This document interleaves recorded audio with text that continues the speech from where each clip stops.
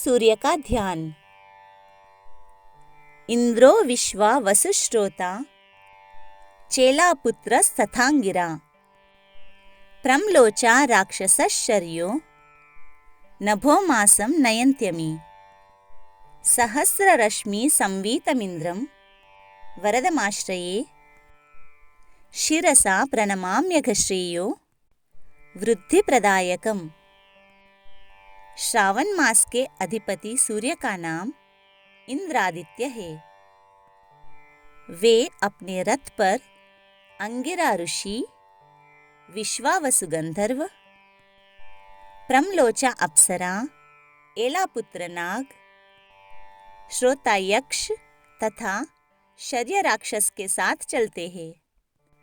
मैं सहस्रों रश्मियों से आवृत ऐसे वरदाता इंद्र आदित्य की शरण ग्रहण करता हूँ। उन्हें शिरसा प्रणाम करता हूँ। वे मुझे कल्याण एवं वृद्धि प्रदान करे। इंद्रादित्य 7 सहस्र रश्मियों से तपते हैं तथा उनका वर्ण श्वेत है। मयूखादित्य की कथा।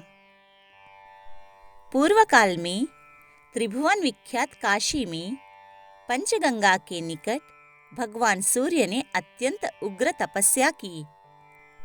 गभस्तीश्वर नामक शिवलिंग और मंगला गौरी की स्थापना करके उनकी आराधना करते हुए भगवान सूर्य तीव्र तेज से प्रज्वलित हो उठे। उस समय पृथ्वी और आकाश उनके प्रचंड तेज से संतप्त हो उठे। उनकी तपस्या और तेज पुंज की तपोमयी ज्वालाओं से तीनों लोकों के प्राणी दग्ध होने लगे। वे सब सोचने लगे, अहो, सूर्यदेव संपूर्ण जगत की आत्मा है। यदि यही हमें जलाने लगे तो फिर हमारा रक्षक कौन होगा। संपूर्ण सृष्टि को व्याकुल देखकर विश्व रक्षक भगवान विश्वनाथ सूर्य को वर देने के लिए गए, परंतु सूर्य तो समाधि में अपने आप को भी भूल गए थे। अत्यंत निश्चल भाव से समाधिस्थ अंशुमाली से भगवान शिव ने कहा, सूर्यदेव, अब तुम्हें तपस्या की कोई आवश्यकता नहीं है। तुम अपने इच्छा अनुसार वर मांगो। परंतु सूर्यदेव तो समाधिस्थ थे। उन्हें बाह्य संसार का कोई ज्ञान ही नहीं था, अतः उन्होंने भगवान शिव की बात सुनी ही नहीं। अंत में समाधिस्थ सूर्य को जगाने के लिए भगवान शिव ने उन्हें स्पर्श किया। उनका स्पर्श पाते ही विश्वलोचन सूर्य ने आंखें खोली और अपने इष्ट भगवान शंकर को प्रत्यक्ष देखकर साष्टांग प्रणाम किया। तदनंतर भगवान भूत भावन शिव की उन्होंने नाना प्रकार से स्तुति की।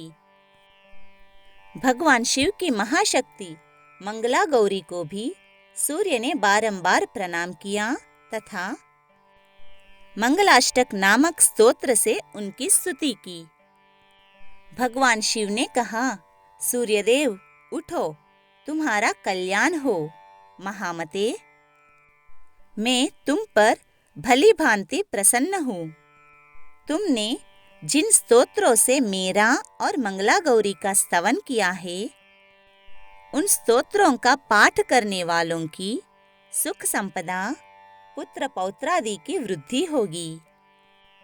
तुमने भक्ति भाव से चंपा और कमल के समान कांति वाली किरणों से जो इस लिंग का पूजन किया है, उससे इसका नाम गभस्तीश्वर लिंग होगा। जो स्त्री या पुरुष चैत्र शुक्ल तृतीया को उपवास करके मंगला गौरी का पूजन करेगा, वो कभी भी दुर्भाग्य या दरिद्रता को नहीं प्राप्त होगा। यहाँ तपस्या करते समय तुम्हारे मयूख समूह यानी किरण पुंज ही देखे गए हैं, अतः अदिति नंदन तुम्हारा नाम मयूखादित्य होगा। तुम्हारी पूजा करने से मनुष्यों को कोई रोग व्याधि नहीं होगी। रविवार को मंगला गौरी के साथ काशी में तुम्हारे दर्शन से दरिद्रता का नाश होगा।